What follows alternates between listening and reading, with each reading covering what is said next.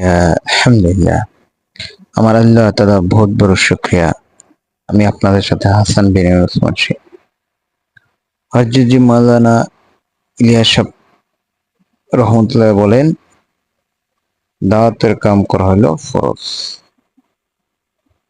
যেমন ফরজের স্থান নফলের অনেক ঊর্ধ্বে, বরং ফরজের মধ্যে কোনো ত্রুটি হইলে উহার ক্ষতিপূরণ করিয়া ফরজকে পরিপূর্ণ করে এই নফল উদ্দেশ্য।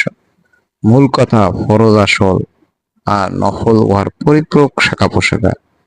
কিন্তু কোন লোক ফরজ কাজে অবহেলা করিয়া নফল কাজে অতিমাত্রায় লিপ্ত হইয়া পড়ে।